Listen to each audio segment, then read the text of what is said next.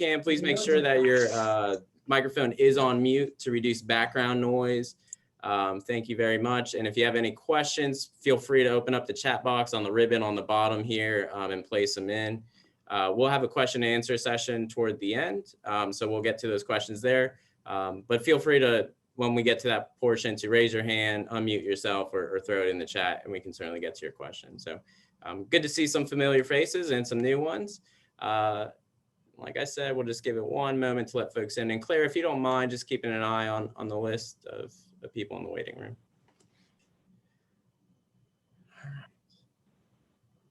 All right.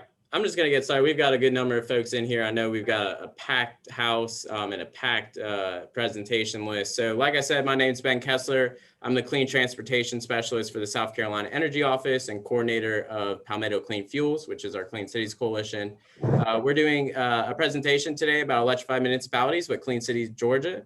We've got a great lineup from Cobb County, Dekalb County, the City of Greenville, their GreenLink Transit, and Nissan USA today to learn about their municipal leasing program.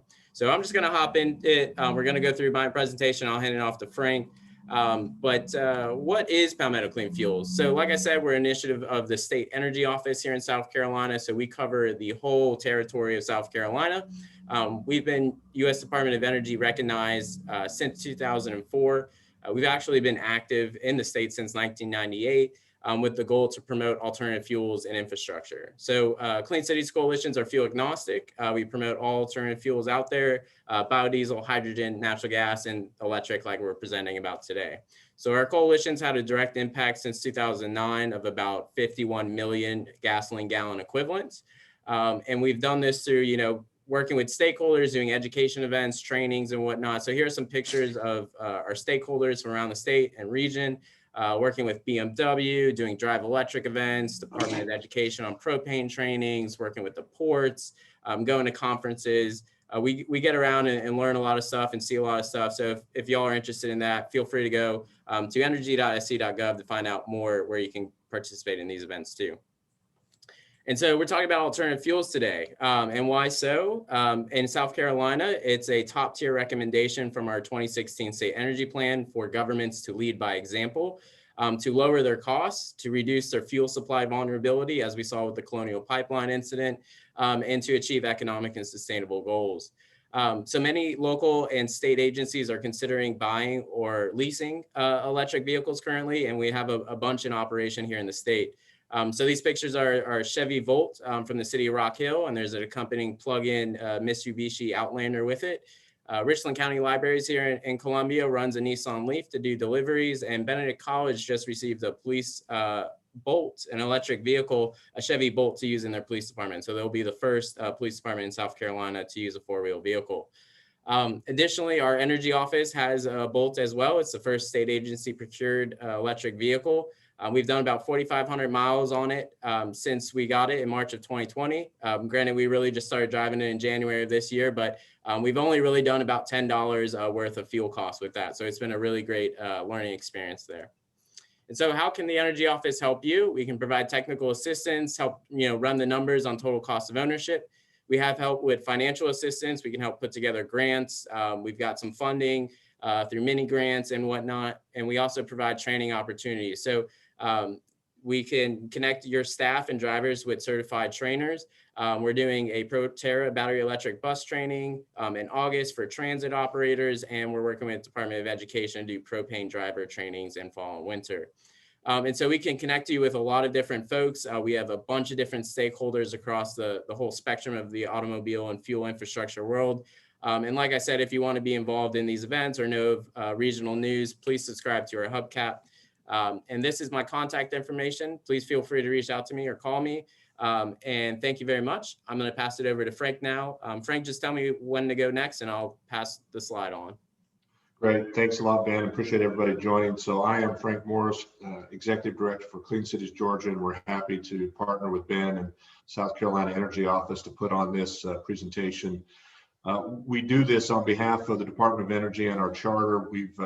Clean Cities, Georgia is actually the first Clean Cities Coalition that was chartered back in the 90s when the Department of Energy realized that they needed to do something to promote the adoption of alternative fuel use in transportation. And so you've got over, I think it's 90 or 100 coalitions across the U.S. talking about clean fuel adoption in transportation.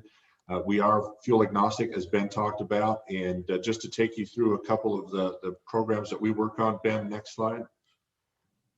So this, I think we can say this safely for all clean cities, that we are, obviously we're fuel agnostic. And in Georgia, we are a convener for stakeholders interested in the alternative fuels, renewable fuels, better air quality. I get calls all the time about people with new technologies. They're wanting to get connected in Georgia.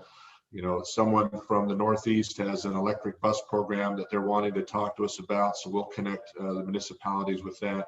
We also manage grants, and we help folks to go after the grants. And one of the grants that is in relation to what we're doing today is the Drive Electric Georgia grant, which was awarded under the Department of Energy and a coalition of 14 Clean Cities groups that under the banner of Drive Electric USA, we've created our own Drive Electric Georgia. We just held this past Saturday an EV showcase where we had 27 different EVs parked at a mall parking lot, and folks were able to come by and talk to car owners about the vehicles, why they drive EVs, get their questions answered. How do you charge it? What's the range? What's the cost? You know, what should I know about getting into an EV? So those are the types of programs that we sponsor. We've also held a propane auto gas webinar, a renewable natural gas webinar, and we will be holding with Clean Cities Florida. Sorry, Alicia, I'm getting it wrong, but Clean Cities Florida, we're going to hold a CNG for fleets. And so that's some of the events that we've been holding. Ben, next slide. So coalition strategies are to talk about individual usage in alternative fuels and also fleets. And the reason for today's webinar is just to talk about EVs and how fleets can adopt them, and municipalities can adopt the use of fleets into their program. Next slide. So I'm fortunate to have a great board of directors, and some of those folks are visiting with us today. Robert Gordon is with Dekalb County. He's a fleet manager, and he's going to talk about what Dekalb has done. They've been recognized for their adoption of alternative fuels.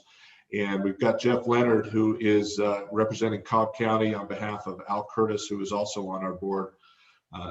We've got Nissan, who is a member of Clean Cities Georgia, to talk about their program. So we get to hear good news from those folks and what they're doing and why they've adopted EVs. And then maybe you'll learn something about how it'd be easier for you to adopt EVs in your fleets. Next slide. So this municipality advocates, this is what we're doing. We're recommending alternative fuels policy, providing the resources, assisting and applying for grants, and we can help coach municipalities to prepare for these vehicle conversions. And you know, mostly you're getting to hear from people that have done it, that have taken that first step. These are the early adopters, and they've learned from it, and they're willing to share. Next slide. So I thought this was important to just kind of share. You know, we have a new administration, and the Biden administration is pushing for the advances of electric vehicle charging and infrastructure, and the adoption of the cars themselves and the vehicles themselves. And so they're putting a lot of money behind this. You know, we've all heard about this. Alternative fuels, electric is the darling right now for alternative fuels. And it's not the only fuel. And people will tell you, and I think we'll hear this from Robert, there's a right fuel for the right application. So it just so happens that the administration is putting a lot of money behind electric vehicle adoption. Next slide, Ben. So with that, I'm going to turn it over to Jeff Leonard from Cobb County, and he's going to talk about what their fleet has done in the past few years. Jeff, take it away. Thanks, Frank. Thanks, Ben, for all your help putting this together. My name is Jeff Leonard, the business manager for Cobb County. Some tidbits about our fleet. So we have over 2,500 units that we maintain and service, and then as fleet management, then we're also involved in procurement, end of life process. So basically full life cycle of all the vehicles, kind of split down 1,600 that we take care of in the light duty side. 900 pieces of heavy duty equipment, or I mean, heavy duty trucks and equipment. And then we have 40 fully electric vehicles spanning across 13 different departments. So some of those departments, you know, couple vehicles here and there, some have multiple, but Parks and Rec, Senior Services, District Attorney, Solicitor's Office, Solid Waste, Keep Cobb Beautiful, our library. So we've kind of looked at different departments, different needs, you know, for admin type vehicles. And then all of those vehicles, when we assign them to the departments, we make sure that we have dedicated chargers in place as well. Because those vehicles, they come to our facility for service and maintenance, but they live their lives out in the field. Basically, their end of day duty cycle is out in the field at those various departments and locations. So kind of broken down, we have 34 Nissan Leafs. First ones we bought back in 2015. There's a few of those still up and running, and that's where, you know, it's been neat to see technology and things change over the years, where those with the lower battery ranges, you know, we still found a need, or found some uses for those. But now that we can get over 200 miles to a full charge on the newer Leafs and the Bolts, it's definitely a lot easier for us to get these out in place to the different departments. And then so we have currently 6 Chevy Bolts, and then we also have 7 more Bolts on order. I think they should actually start hitting the ground over the next couple of weeks. And then the chargers that we've utilized have been the Clipper Creek level 2 chargers. We've had pretty good success with those, easy to maintain, you know, but you know, the one drawback is that those aren't networked. So we do lack some of the data, but we've been, you know, fortunate where we're assigning chargers to vehicles. So we've not necessarily had to monitor a whole lot, but that's definitely something we're looking into in the future. You know, the ability to have data from our chargers and things like that. Next slide, please, Ben. And some of our reasoning behind electrification, you know, that, you know, comes down to numbers. You know, when we're stewards of taxpayer dollars, spending money on behalf of the constituents, you know, we have certain things to consider. The upfront purchase price is the, you know, kind of the biggest initial hurdle that we've looked at, because, you know, obviously if from year to year, if budgeted funds are limited, inconsistent, if you don't know exactly what you're going to have, it is sometimes hard to swallow a larger upfront purchase price. So that's where, you know, the numbers I've tried to break down and share here are pretty straightforward. You know, some of the things that we've looked at that, you know, just in a snapshot of, you know, some of the things. So like, as you can see, like a Ford Escape, just, you know, 2-wheel drive, pretty standard features, $21,400. A brand new Chevy Bolt on Sourcewell price, and these are both, you know, pricing that we're comparing on Sourcewell, $29,800. So, you know, there's initially $8,000 more, you know, required up front. And then, you know, next slide, please, Ben. We took some data from our software, you know, fleet management system, and looked at 5 Ford Fusions that, you know, had similar lives, you know, within the different departments of the electric vehicles. So over the course of their lifetime, you know, each vehicle we spent, you know, over an average of $14,000 on fuel, and then also on repair and maintenance on those Fusions, over $10,000. So $24,000 that we've spent, you know, on actual dollars over the lifetime of owning those vehicles, you know, so that we've, you know, more than made up that initial the purchase price difference. Historically in our EVs, which, you know, like I said, only going back to 2015, which, you know, wasn't as many, but, you know, now we've added more the last 2 years. So we still don't have a lot of data there yet, but we can definitely tell that there's a trend that it's not going to be anywhere near as much as what we've spent on the internal combustion vehicles in the past. So we're, you know, looking at, on average now, for everything we have in the fleet, less than $1,000 per vehicle on repairs and maintenance. And then just kind of a generic estimated electricity cost to be no more than $250 per year on those EVs. And then our Clipper Creek chargers, our average cost there is, you know, including the purchase of the charger, has been around $2,500. Some higher, some lower, kind of depending on how far the power has to be run, you know, to the parking lots and whatnot, where the cars are going to be located. Next slide, please, Ben. And then some of the things that, you know, considerations and things we're looking into for the future. It's definitely neat to see all the new EV options coming to the market. Some, Ford has transit vans, there's different vans and vehicles of that nature coming. Different trucks coming around. Ford has the new Lightning and some different options that they're coming out with. Even equipment, there's some different pieces of equipment that have, different electric type uses. So we have, all across the county, different forklifts, different off-road equipment, different things. So, we're definitely excited to look into any other potentially available options, just, outside of the admin type cars and different things. So it's neat to see different things coming on the horizon.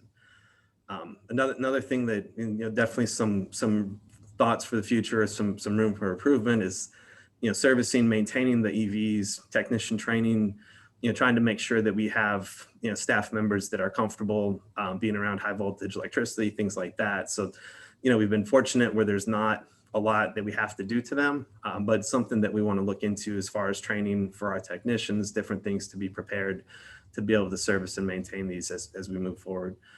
And then charging infrastructure, managing the chargers, maintenance, planning, different things of, same thing, like having, whether it's internal folks or good vendors that are comfortable around, electricity.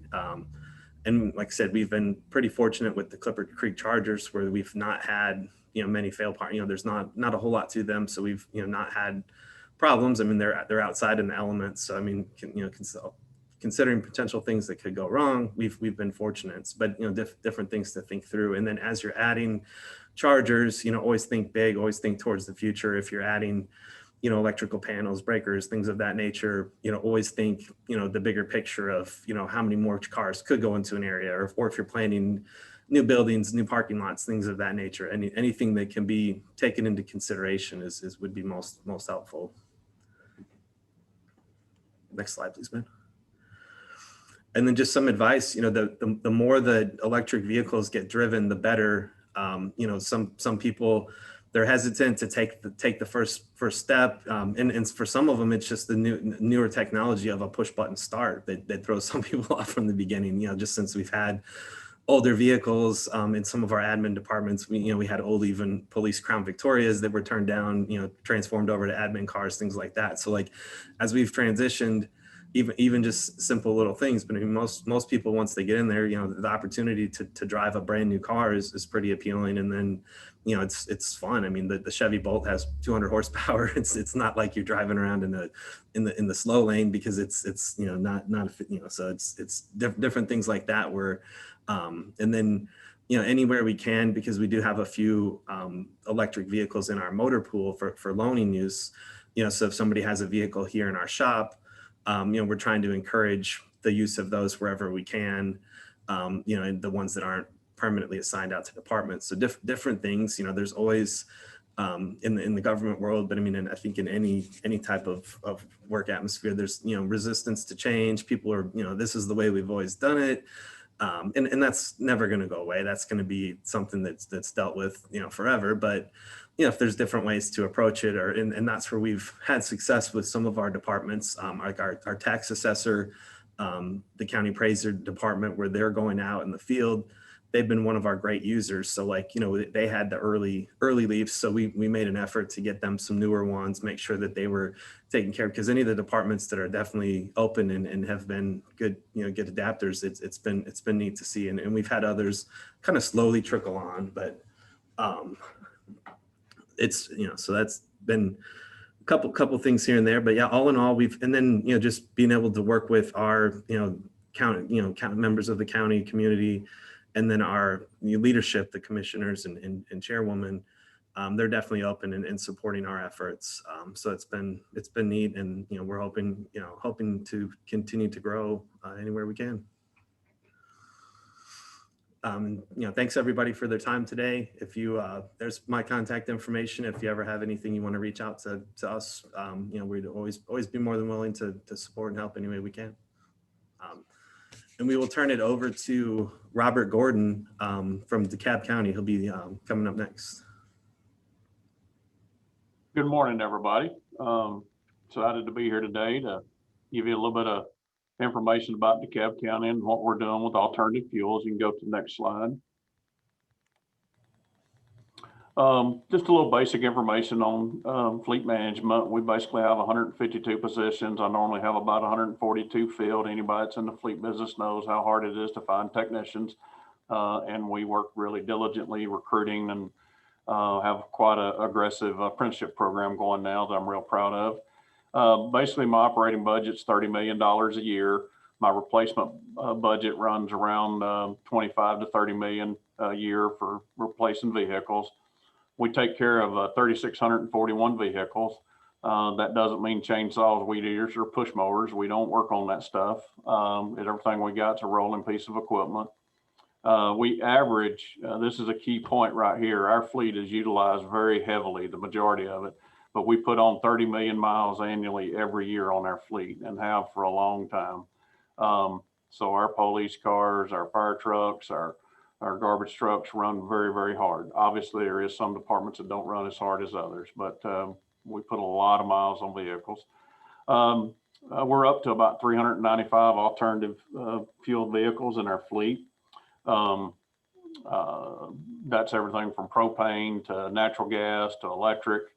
I do want to throw this out, and this is something I'm just stone cold bragging about. We've been working since 2012 with natural gas, and in 2020, we exceeded our diesel usage with natural gas. So basically, we run 1.3 million gallons of natural gas as opposed to 1.1 of diesel. So I don't get all into tons of carbon emissions and reductions and all that because everybody don't understand it, but you can understand we burn 1.3 million gallons of natural gas instead of diesel. And I think everybody can understand that.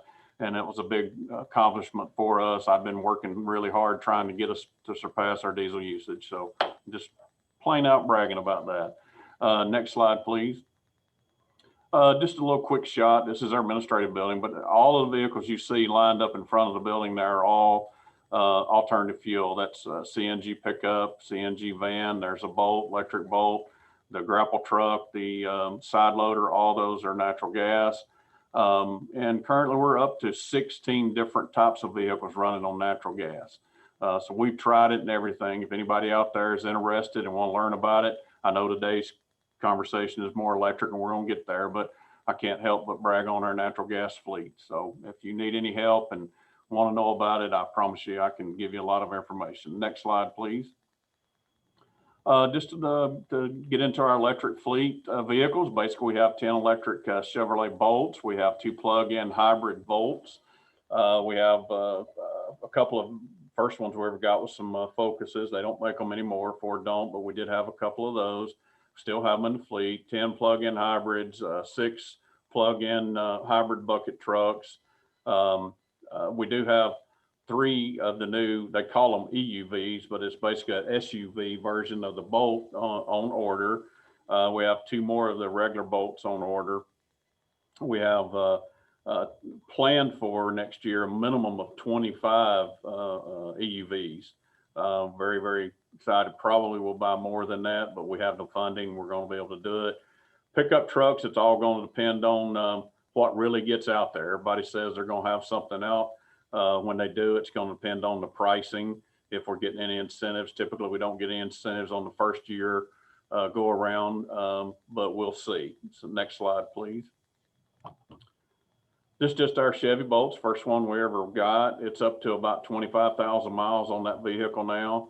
And we'll talk a little bit more about maintenance costs, but the only thing we've ever done to that vehicle so far is a couple of campaigns and windshield washer, and I think 1 set of windshield wipers, washer fluid and wiper. That's it. We've done nothing else. Next slide. This was our 2nd generation of Bolts that we've started purchasing. If you'll notice, there's no back seat and there's a headache rack there. Go ahead and next slide. This has been a very versatile unit. General Motors came out with this option and we did. It took a little longer to get it, but basically it's a flat platform back there and you can haul a lot of stuff. Next slide. This is just a view from the back. You can also get it with a passenger seat delete. So you can delete the passenger side seat and extend that cargo area up to where the passenger seat is at as well. This has worked very well in our IT department. Computers are not near as big as they used to be, and they can put 10, 12 computers back there, screens, monitors, and all. and go out and do their job as opposed to riding around in an F-150 van. Another thing that I would encourage you to look at your fleet when you're trying to determine what you want is look at all the pickup trucks you have in your fleet that don't have a scratch in the bed. You know, I see them all the time, but when you go to those departments and want to put electric vehicle in, they go to crying, you know, I need a pickup. Well, you don't haul nothing in it anyway. We've even used these in the watershed department, going out swapping meters. Typically, they're not going to swap out more than 6 or 7 meters a day, and you get a box of meters, a few wrenches, and a shovel or two, and you're good to go. But you don't need a pickup truck. So next slide. Pros and cons. Obviously, as Cobb County said, anybody's going to tell you a electric vehicle, the maintenance cost is going to be significantly lower. All of my colleagues in the business that I've talked to, I've been all over the country and I've talked to fleet managers everywhere. Typically in 100,000 miles on an electric vehicle is a few set of wiper blades, windshield washer fluid, maybe a 12-volt battery, not the big batteries, and a set of tires. And 100,000 miles. Brakes last forever if you drive it right. Cheaper fuel cost. Everybody wants to talk about fuel cost, and it is cheaper. It's significantly cheaper if you charge in off-peak hours. If you charge during peak hours, and if you don't know anything about that, get with your electrical provider. They can teach you a lot about it, but basically when it's off-peak hours, it's not going to cost you very much to charge a car. If you charge it every single time in peak, it's going to cost you a lot of money. So if you're really looking for the savings, you got to be able to do it in off-peak. Absolutely not everyone wants to drive an electric vehicle. Now, as cool as once you drive one, most everybody loves them. They like it, but just getting people to do it because it's different. The dirtiest, nastiest word you can say in DeKalb County is change, and people don't like it. So you got to do a lot of education. I'd strongly, if you're going to be involved in trying to get these out to your departments, is get one and take them, go buy them lunch, take them for a ride in it, let them drive it. That's been my biggest winner right there. Is just anybody comes along, they want to drive one, I put them in it. The pushback from the staff and me, I suspected it from the staff. I was a little bit surprised about management, how much pushback I got from my using departments, the roads and drainage, watershed, the sanitation, those folks. Nobody didn't want to do it. You know, it's very difficult. I had a few people that would, but you really got to work on the management team as well. It's not just the end user. I think you got to train and talk to both of them if you really want to sell it, but you got to get the support from the management. Now, the politicians in DeKalb County, they love it. We're all good. But when you get down to those managers is when it's going to make the difference of what you're going to get out there. A con is range anxiety. Everybody has this unbelievable range anxiety when it comes to electric vehicles. It's mind-boggling to me. I cannot express how frustrating that makes me. The thing's got a gauge. It tells you how far you can go. It's more accurate than a fuel gauge. And if you all you got to do is plug it up.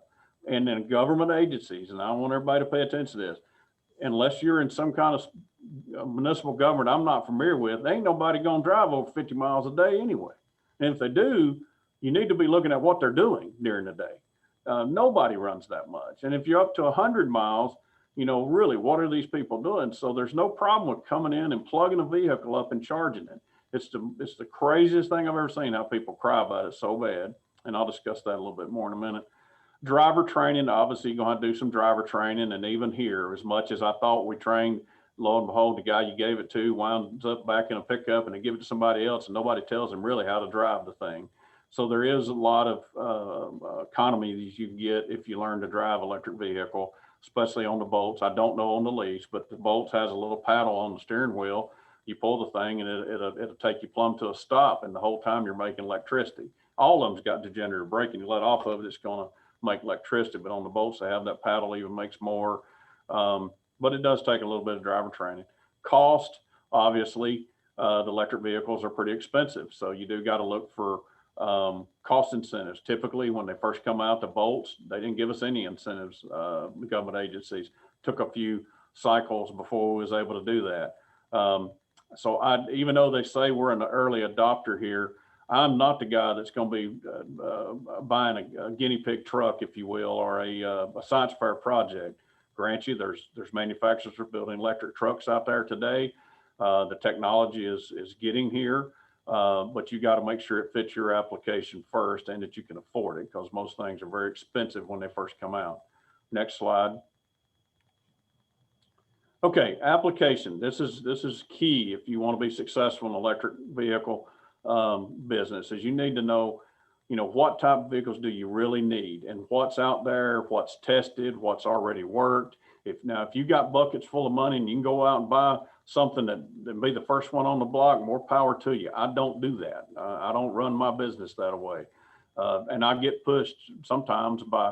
I won't say who, but I get pushed that, hey, let's get one of these, let's get one of those. Well, no, we're not going to do that. There's plenty of, my fleet's big enough that I can get things out there that's already been used and tested. So really dig into what do you really want. I literally went to Princeton University, did a conference one time, and the folks at Princeton wanted those people to have electric garbage trucks that they could plow snow with. And this has been 3 or 4 years ago. They wound up with some bolts and leaves,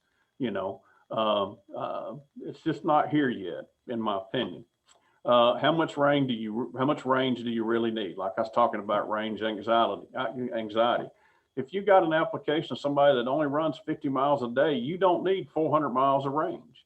Don't do it. Get what you need, and the cost to be better. I know Chevrolet is planning on offering their vehicles with different levels of range. They give me a presentation where you can buy a 250, a 300, a 350.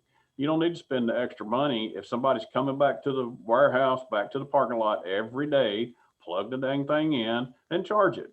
You don't have to worry about anxiety. Now, for people that their first thing, well, I don't want to buy one because I can't take it on vacation. Well, maybe not. But for soccer moms and folks running people around every day locally, you can't beat it. So that's just my thing on range anxiety.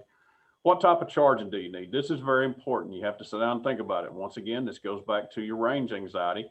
Do you need a fast? Do you need a medium? You need a slow? Most nobody's going to be doing the Tesla fast chargers, I think. We're not going to afford that in government agency, but a level 2 charger, a 220 or a 110. Here again, what do you really need? Don't overbuy. It's expensive. If you're going to run a vehicle 50 miles a day, you can charge it on a 110 outlet. And when you buy the vehicle, it comes with a charger. So really look at it. You can get into it cheap that way. But if you do decide that you're going to do medium level charging or level 2s, what are you going to use it for? Are you going to use it just for you guys? Is it private? Is it public? If you're going to use, or you might need both. And so you got to look at that. If you're going to be letting the public use it, you're certainly not going to let them get your free electricity. There's plenty of folks out there that will come in and put chargers in for you that will bill the public. And so really dig into that. What do you need? Do you have a secured area? If you're going to do, it's only going to be for county vehicles or city vehicles. Are the vehicles going to be parked in an area that the public can't get to? So you got to talk about those things and make a decision of what you need to do. Charger types and cost, hidden cost. Here again, like I say, there's level 2s, there's level 1s, there's different chargers. Network chargers, Cobb County was talking about getting some network chargers. Some of the hidden costs, you have to find out real quick how much is it going to be cost to get a network charger. It can be very expensive. I have one folks out here gave us some chargers a few years back. It was a grant, but part of the grant was we had to keep track of all the data. Well, that cost me $7,000-8,000 a year just to pay for the software. So you have to really dig. What do I really need? And can't cost you enough on that. There's a lot out there. You really need to study. Call people like me. Call Cobb County. Learn about it. Charger installation costs. Cobb County had some pretty cheap installation costs. Most of the ones that I saw in the photographs were attached to a building. Well, you run out of space after a while. You can't put but so many vehicles around the building. Then you get into the cost of tunneling under building, tunneling under parking lots, trenching, running electrical. It can be very, very expensive. So somebody might give you a free charger, but if you got to pay for the installation, it can get significant.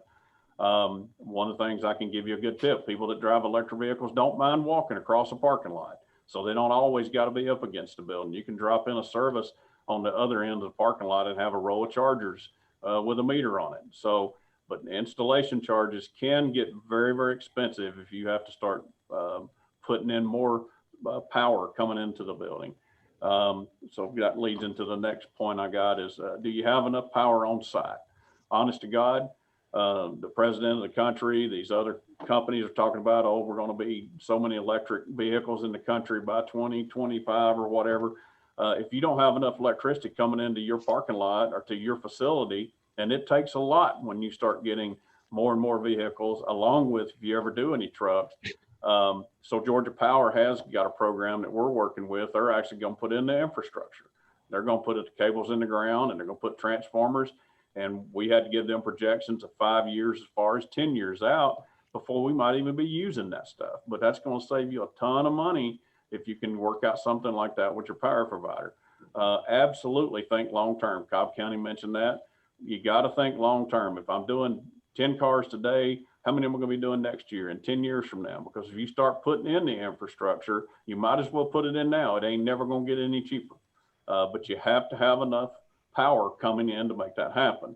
Our good friends up in New York City, I had a guy's fleet manager up there. They bought some electric garbage trucks.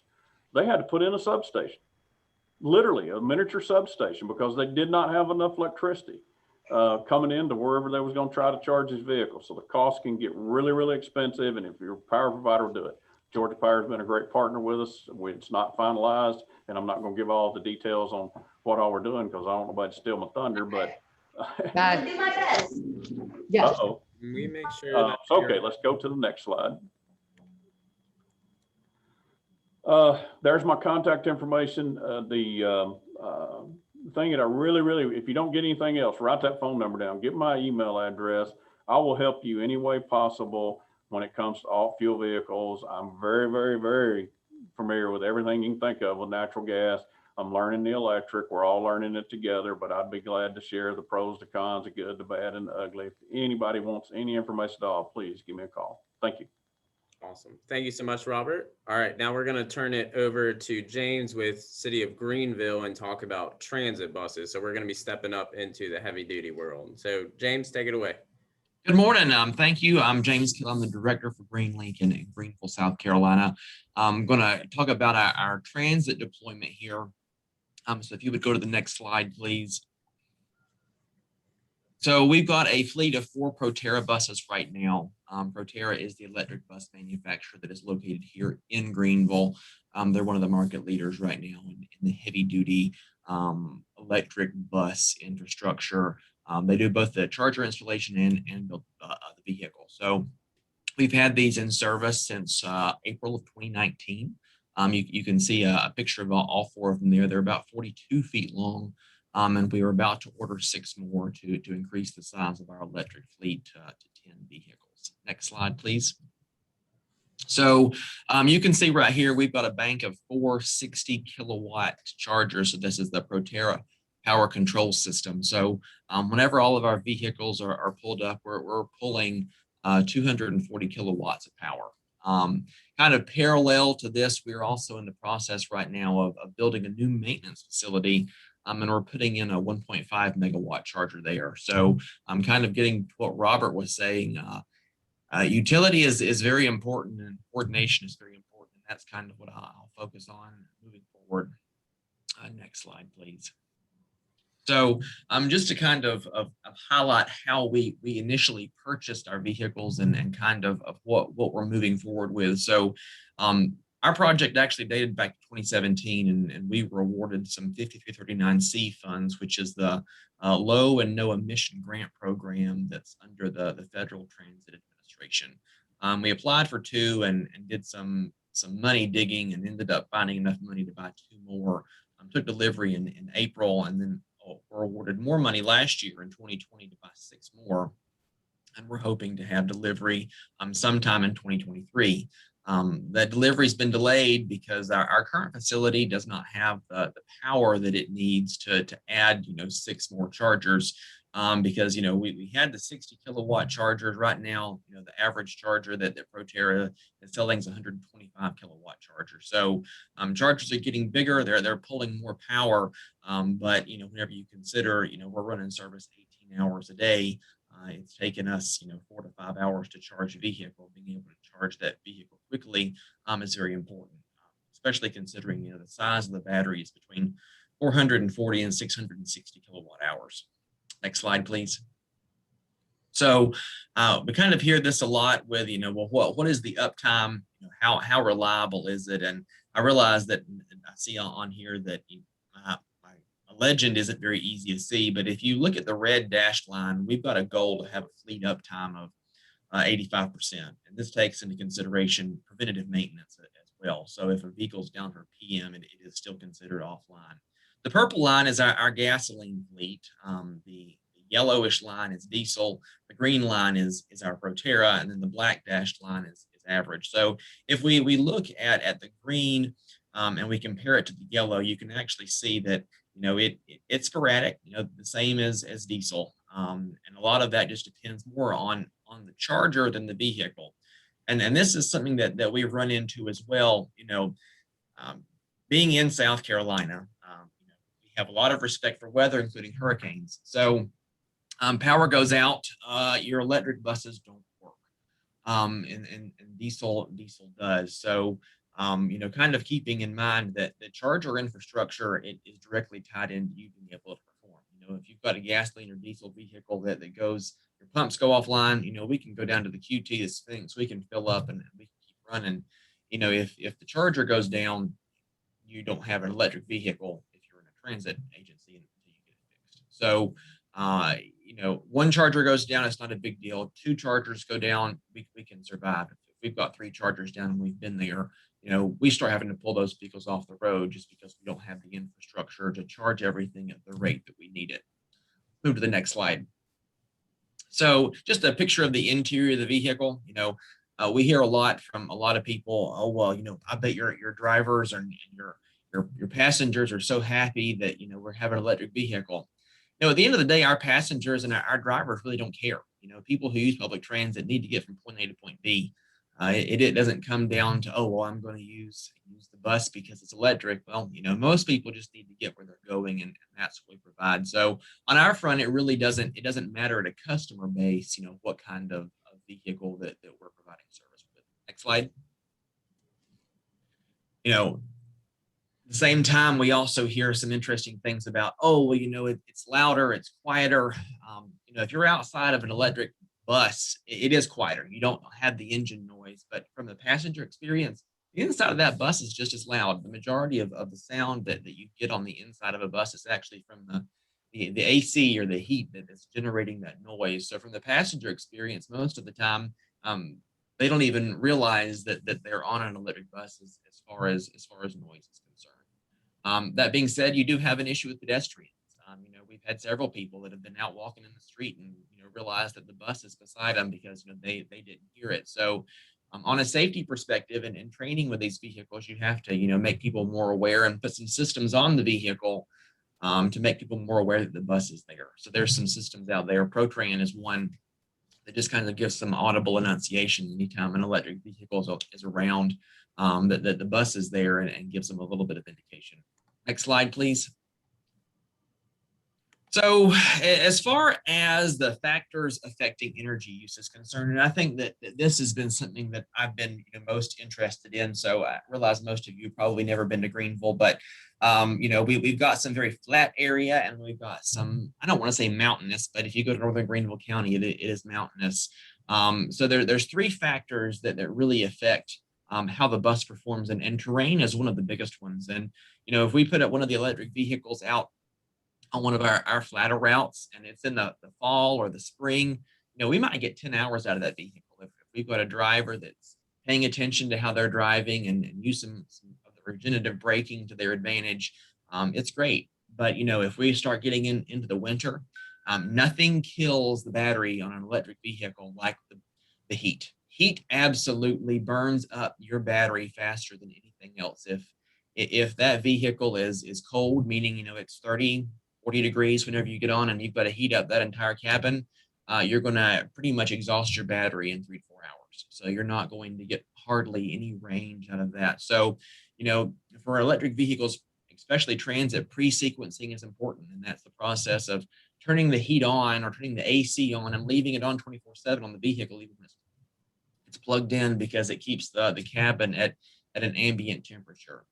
The other factor that affects it, of course, is the driver. Proteras have this two-step accelerator, and if you put it down and you think that you're moving along, that accelerator actually goes down a little bit further if you press it harder. And what you see on the draw on that battery is it just drains it. So having somebody who's aware of how to drive the vehicle, staying on time and not pushing it too hard, can also extend that battery. So by the time you factor those three things into consideration, we just have to be very cautious about how often we swap them out and how we use the vehicle. And these are all things that you just kind of have to develop over time. And there's a learning curve that's associated with it. And weather, of course, is the biggest unpredictable element out of all of that.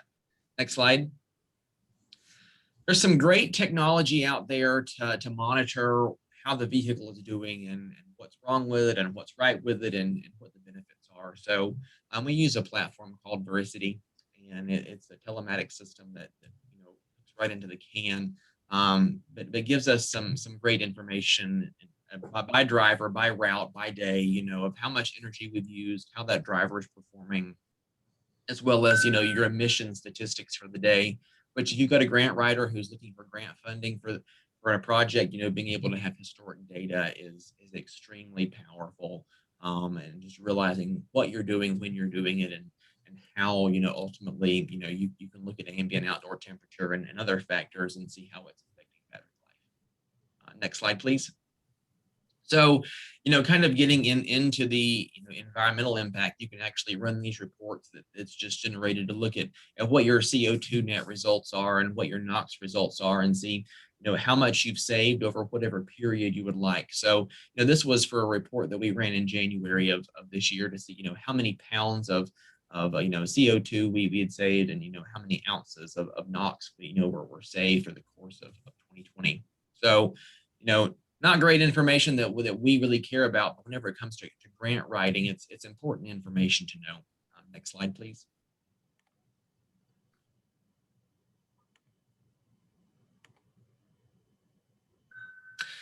Get a question a lot of, does it make sense? So back whenever, we think back to whenever, the electric bus initiative, electric vehicle initiative started, it kind of dates almost back to 2008, 2009. And, gas prices, diesel specifically, was, $4 a gallon. And although it had been more affordable, it is ticking back up again. So, if we look at our electric rate from 2020, to date, last month we were at 37 cents a mile, and you can kind of see how diesel in 2019 was at 45, and at 2020 was at 29, and in May of this year is at 47. So on an energy front right now, it is more affordable to operate an electric vehicle, but last year it was not. So the electric rate is important. When you charge is very important.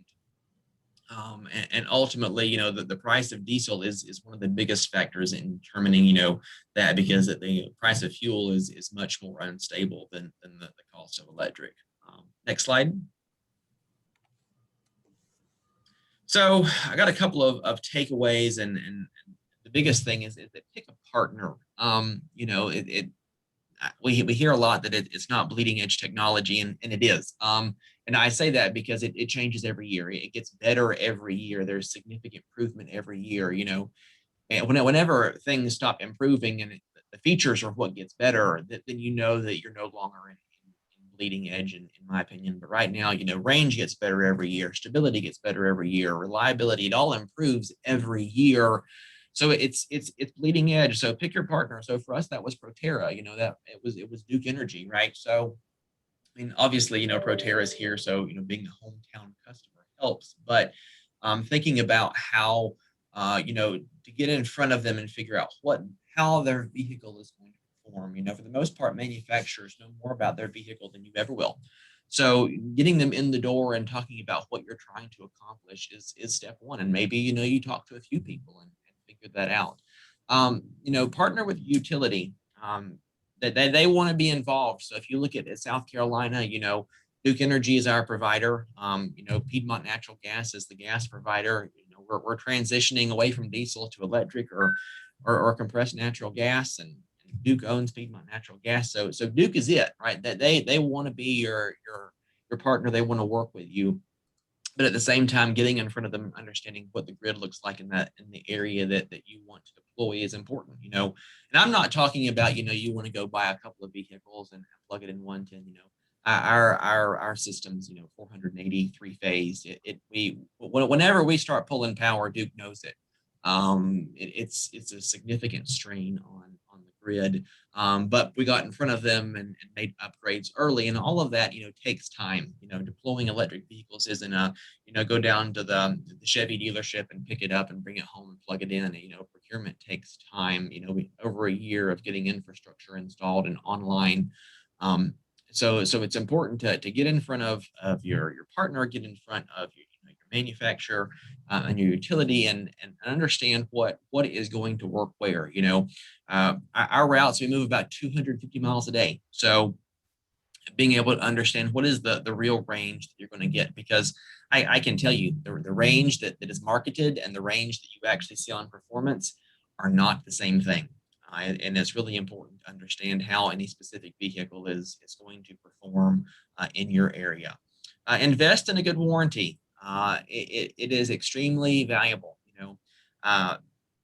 We are invested in our vehicles, and I'll give a little bit of foreshadowing, and I'll use some round numbers here. But we just bought some diesel vehicles from another manufacturer in California, and that vehicle, it was $500,000. It was about $500,000, and we're going to fill it full of diesel fuel. We're going to put it out there on route, and that vehicle is going to run all day. We're not going to have any problems with it. We've been doing this for decades. The company's been around for over 100 years, right? We have our electric vehicles. We paid about $850,000 a piece for them, right? And then you have to add on the charger and the installation. So for rounding's sake, we're going to say they're $1 million a piece, but you have to buy two because they don't last all day long. So we start running into the trade-off business of, do I want to put, more service out there, or, at $500,000 a bus, or do I want to go electric at $2 million? There's a big cost to implement, heavy duty electric transit. It's almost 4 times as expensive. There are savings on maintenance. There are savings on fuel. But, at the same time, keeping in mind that, that warranty is important. If those batteries, go bad, and you have to do a battery replacement on a Proterra vehicle, there's 4 modules, and each module is $50,000. So you're talking $200,000 in additional cost over the life of the vehicle if you put up a battery replacement. So that warranty is exceptionally important. The same thing's true with, good training. It's a 366 volt system. The current system right now is 800 volts. What they're selling right now. We've got a reckless mechanic. They go put their hand in an engine, they're going to lose a finger. They might lose an arm, right? They got a ponytail, their hair's going to be ripped out. They touch the orange wire on the bus, and you're going to have a dead mechanic, right? So it is something to take seriously. You want to make sure your people are trained exceptionally well and know the risks, and trained with the manufacturer, right? And understanding all the risks that are associated with that, and making sure that they are comfortable, to work in those environments. And the same thing is, expect that learning curve, right? I mean, it is going to take a while. There's nobody that really is an expert on electric vehicles. I mean, there's a lot of people that are specific with, I can go and I can work on a Proterra bus, or I can go work on a Gillette, or I can go work on a New Flyer. But you find somebody who knows about everything, you're not going to find it. The same thing is true with chargers. Every charger is different, and that technology is evolving so rapidly that what this year and what might happen next year are very different. So I'm just keeping in mind that that's not something you're going to figure out. There's a lot of people who have gone before you and are willing to share information, and you'll go to the next slide. I think that was my last one. My contact information's up there. If anybody has any questions, I'm more than happy to share more details and more information about our process, or share stories, or help in any way that I can. We've been doing this really for 2 years, but we've been kind of in the process since 2017. We're on the way. So my information's up there. Feel free to reach out. And at this point, I think I'm turning it back over to Frank. James, thanks a lot. Great presentation from all three of the end users of the technology. So we appreciate that. And as a reminder, please put your comments in the chat section. Ben and I will get to those after we hear from our next two speakers. We're going to hear from Scott Bargatze with Nissan and Guy Basden. And Guy's going to talk about the financing. But before I turn it over, we'll give Scott a chance to talk about Nissan and Nissan Leaf, and then the financing options that are available for municipalities. And then we will roll into the Q&A. So Scott, take it away. Thanks, Frank. Hey, Scott Bargatze. I'm a commercial sales manager for Nissan North America. So I represent Nissan and Infiniti. I am a resource for both public and entities in the state of Georgia and North South Carolina. It's been great to hear good stories about the Leaf. We're certainly excited about the electrification of vehicles. Most OEMs have stated that they will be going mostly full electric by the year 2030 or 2035. So as some have mentioned, probably the biggest holdback on that is going to be the infrastructure and getting that infrastructure in place in order for people to start going out and buying electric vehicles in more mass.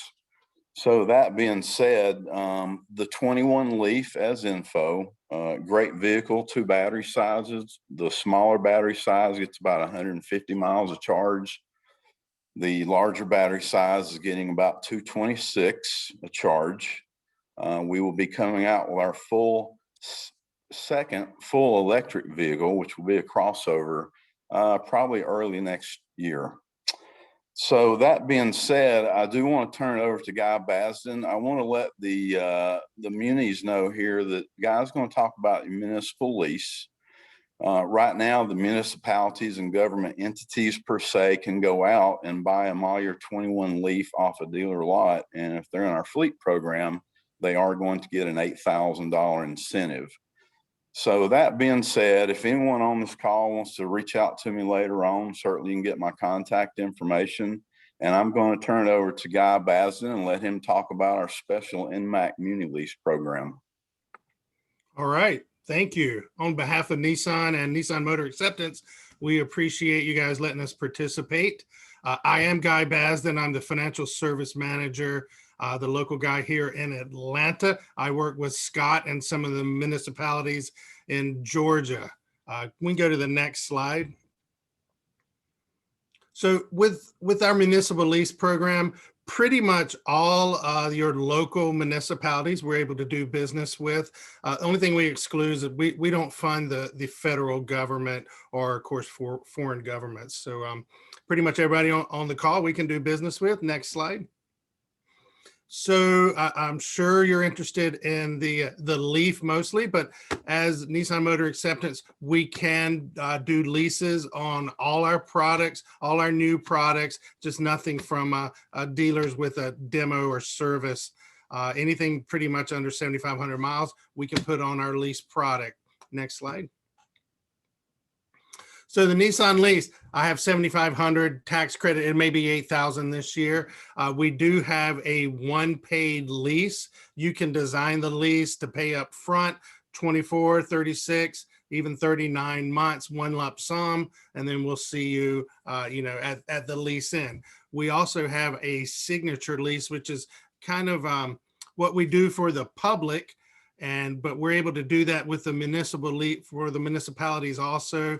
The tax credit would be available. We would assign the residual values on each term. You would pay the payment, and then at lease end, you would turn the vehicle in.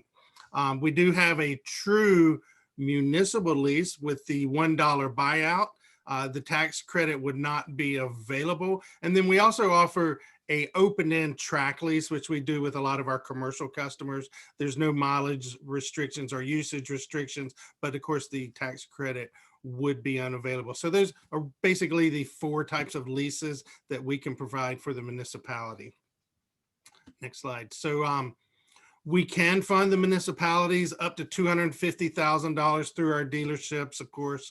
After that, we would require a line of credit, which is good for a year. The line of credit would be established based on your needs for the next 12 months. It's a pretty easy process. We can get it done in a week or so. Next slide.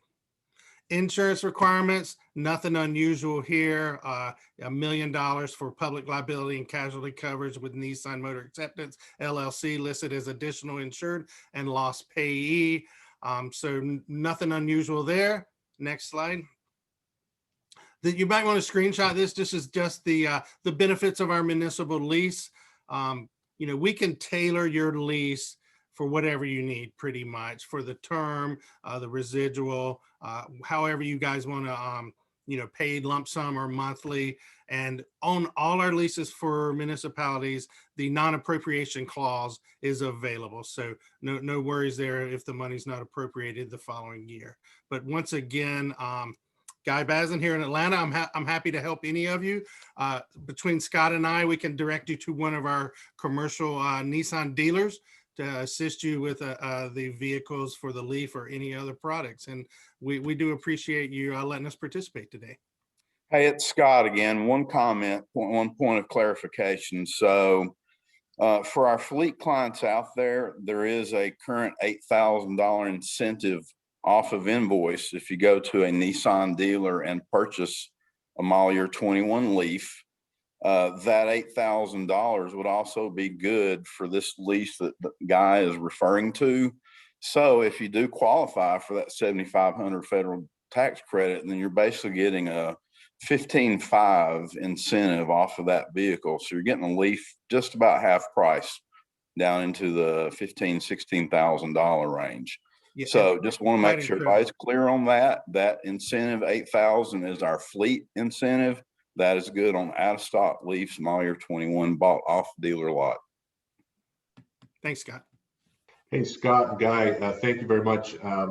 A couple of questions. I'll start out, and then Ben, I know you're monitoring the questions, and I'll turn it over to you to ask a question after I ask this one.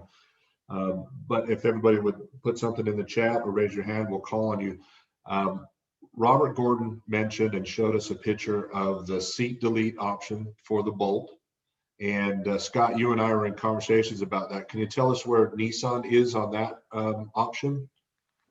Yeah, so we are working. I have an aftermarket engineer that sits up in Detroit, Michigan area, and we are working on a rear seat delete option. So that will become available at some point. It is not available now, but hopefully in the very near future, that will be an option for us. There you go. You can use that as a thanks for the question, Frank. Our engineers are fairly picky and peculiar about things that are done from an aftermarket perspective, but since we have seen that come up with a Leaf and more people are inquiring about it, we are looking at it, and I think we'll have it in place soon. Great, thank you. Ben? Yeah, awesome. Well, thank you all for the presentations, and certainly we'll turn into a Q&A session now, so that's why I've stopped sharing my screen. One of the questions in the chat was about, I think for Robert, about the apprenticeship program. If you don't mind telling a little bit more, Nora from Arlington, Texas was wondering about that. Yeah, sure. I'd sent her a message back, told her to give me a call, but my apprenticeship program, I partnered with my local technical school, literally a mile from my shop. If you're in a government business, typically it's difficult to set up an apprenticeship program, and it really was for us. For years, I'd attempted to do this, and I didn't have any success. But one day, one of the commissioners asked me, said, "Robert, how come, or do you have an apprenticeship program with Piedmont?" And I said, "No, I don't." She says, "Why not?" I said, "Well, I just ain't never really been able to get it worked through HR." She said, "We're going to help you with that." So long story short, I walked down the stairs, talked to the HR director, and told him that Miss Johnson wanted an apprenticeship program. And 6 months later, I had a funded apprenticeship program for 2 apprentices. We worked through all the details. They still have to be vetted just like any other employee. They have to come and interview. They have to apply. Certainly, they have to have a good recommendation from the instructor. But the first 2 were so successful, we ramped that up to 4. The finance department gave me funding for 4. And then for this year, I got funding for 8. total. So we just graduated some from the program, and I have 6 brand new apprentices that started 6 months ago, and I got 2 more positions to fill. But the key part of that conversation, if you are working for a government agency and you're struggling with it, you'll get support from your elected officials. I promise you, it's real easy to get support for an apprenticeship program from them because they want jobs. And for most all of us fleet managers, the hardest thing in the world that we have to deal with right now is finding technicians. So what I tell people is I'm hiring little children and teaching them how to be mechanics. And that's kind of a joke, but in all honesty, it's a necessity. All of us old guys are retiring, dying, and leaving the industry, and you know, we need all this new young blood to come in. I also, and I hate just to turn into this because I know I get real passionate about talking about it, but if you want to have an apprenticeship program and you want to be recruiting from tech schools, go get involved with their advisory committees. All tech schools have advisory committees, and here in Georgia, it's required for them to have a couple of meetings a year. So get involved with your local tech schools, even if it's high school level. We're on advisory committees to all the local tech schools, along with the high schools, trying to encourage young people to get into this industry. But still, feel free to contact me, and I can give you some more insight on it. But that's a brief description of what my apprenticeship program is. Awesome. Thank you so much, Robert. I got a question from Clyde here in the chat and I think this is open for any of the fleet managers, but how did you evaluate and decide between charging suppliers for your infrastructure? Jeff, do you want to take a first stab at that maybe? Yeah, I mean, honestly, you know, I've been here with the county for 3 years. And so what we had in place was ChargePoint and Clipper Creek. Before, we have some ChargePoint public chargers, but for our fleet, we've used the Clipper Creek. I mean, we've been satisfied with their products. I mean, we've honestly not tested quite a few others, but I mean, that theirs is a pretty straightforward product. And, you know, we even connected with Don Francis, you know, through Clean Cities, you know, so that was one of our connections there. You know, so, but no, we've honestly not tried many others. I don't know what anybody else has tried or not, but we, you know, Clipper Creek, and there are numerous options out there. That's just been the one that we kind of started with from the beginning. So trying to keep everything uniform, just from a maintenance standpoint, the more things that are similar, it definitely is easier to maintain moving forward. What we did at the very beginning, it started with the Volts, was the charger that came with the vehicle. We purchased it with one from General Motors, and it was just 110 volt. We just had it wired in to the building. Those have been flawless. We've not had any issues with them at all. They're just relatively slow. Then the level 2 chargers we got was ChargePoint, and they are open to the public, and they open to our fleet. Here again, there is pretty significant charges to keep up with the data with the ChargePoint of your usage, but that's the ones we use. I have one laying over here on my desk to try out that I purchased, a juice box that has ability to link in with your phone, so you can program it for off-peak charging. And so we just haven't actually got it put in yet, but that's what we've done. Hey, thanks, Robert. I'll mention this in Georgia, and Ben, I'm not sure about what South Carolina has. Please comment.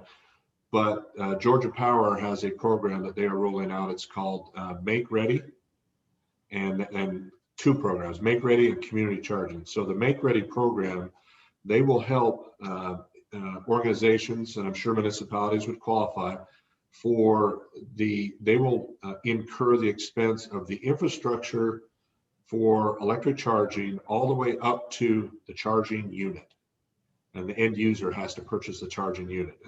And Georgia Power doesn't care what charging unit you purchase, but you could qualify for that. And it's a program that is going to be running for the next 3 years. So anyone in Georgia, I'd encourage you, if you're thinking about doing this, and the cost, and as we heard from the folks on the call, when you do this, you need to think about the future, and not just for the vehicles that you have today or that are coming in, but how many vehicles you expect to have in the future. So that's one other option. There was a couple of comments just directed for everyone. I don't know if you saw this from Colin Lyons. He's a government fleet account executive at GM, and they've also got different municipal programs. So encourage you to take a look at that. Carbon Day EV Charging is a ChargePoint Premier Plus channel partner. If you have an interest in that, take a look at that as well. So let's see. Any other questions? Frank, you had brought, I'll talk a little bit about the utility programs in South Carolina. Yeah, thank you. For South Carolina folks. So in South Carolina, we haven't got to the point where Georgia is yet with some of the Make Ready programs, but Duke Energy does have an electrified transportation pilot going. So they're going to be installing 60 DC fast charger sites throughout South Carolina and their territories, which will significantly boost the public infrastructure that we have in South Carolina.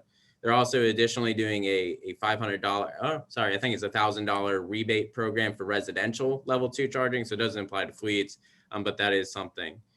Dominion hasn't signaled anything yet, though it has been in conversations. Santee Cooper has indicated in their future plans that there will be a commercial incentive program for fleets for paying for vehicles and infrastructure. And there is a possibility about an EV rate. So those are some things that have been laid out for the groundwork coming in South Carolina. But thank you for bringing that up about some of the Georgia programs and the Make Ready stuff. So the Make Ready program, that's the program that we're working with Georgia Power on currently to put in the infrastructure. Also, a offer they have made to us is to go ahead and put in the chargers as well.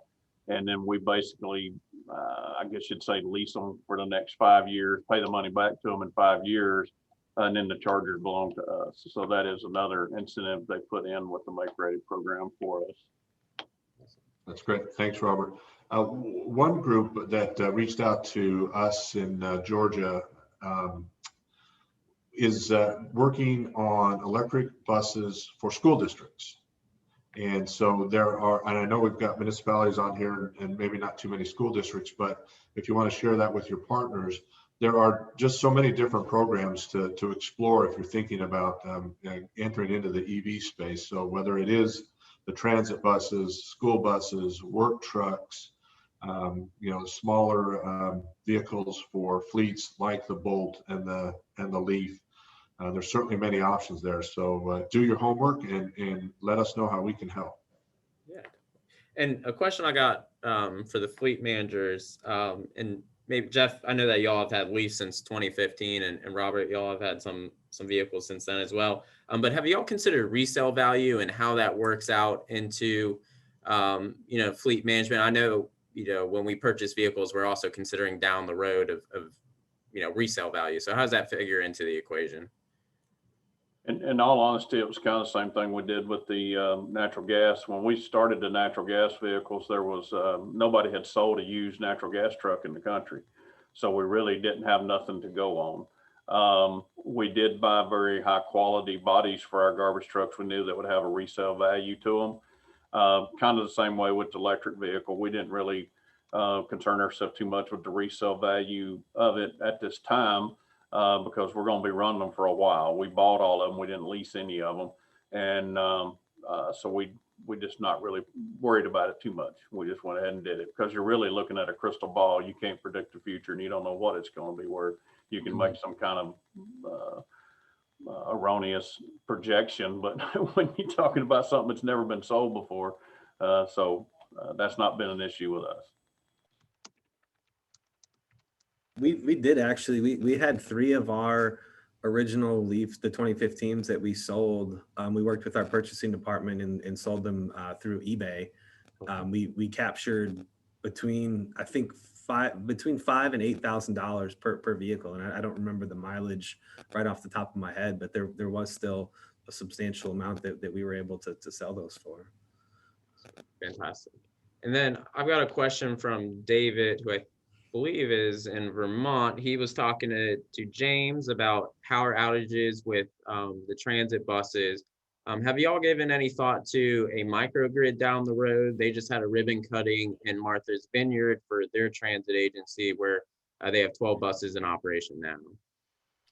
Yeah, so that has been some significant conversation with the new facility is, both a backup option and even some quote unquote self-sustaining options.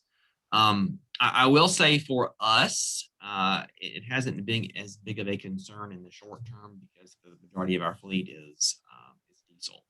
I know that, the further east that you get, you start running into concerns about evacuations, whether it be for flooding or, hurricane related, and, whether or not an electric bus is going to be a good option for an emergency. So, that is the other piece of that, if power goes out, you know, we see that they bring in emergency fuel trucks, and then you can fuel buses and other vehicles we know off of emergency fuel, but it doesn't work that way with electric vehicles. So it's kind of a two-folded problem. One about keeping service in an unaffected area running. We get most of the evacuees, but at the same time we do send resources down to the coast sometimes to assist with emergencies. Hey, James, is the new transit depot that y'all are building, am I mistaken in thinking there was a solar canopy as part of that? It's an option. I'm not going to say that it's happening on the first phase of it, but that is we will have parking for 84 buses on that, and that is what we are looking at down the road is putting a solar canopy on top of bus parking and on top of the building as well. So I'm not sure it's going to be there whenever it opens, but there's some other people that are interested in partnering with us on putting that in place as well. So yeah, like that probably hopefully is going to happen eventually, just probably not on opening day. Gotcha. All right. Last call for questions before we wrap it up here. Frank, I don't know if you have any burning questions in your mind or anybody else on the call, but put it out there, last call. No, thanks, Ben. I appreciate everybody participating, and just stay tuned to Palmetto Clean Fuels and Clean Cities, Georgia, as we do more of these events. Yes, and like I said, both Frank and I have newsletters, so feel free to go to our website, sign up for those. You'll get in touch with what's happening in your region, what events are going on, what trainings, and it's a really great resource. Oh, and also grant funding, can't leave that out. So That's right. thank you all for joining with us. I hope you all have a great rest of your week and a great 4th of July, and take care, everyone. We'll also post this online and send out the slides in an email, so you'll have them as well. Thank you, everyone.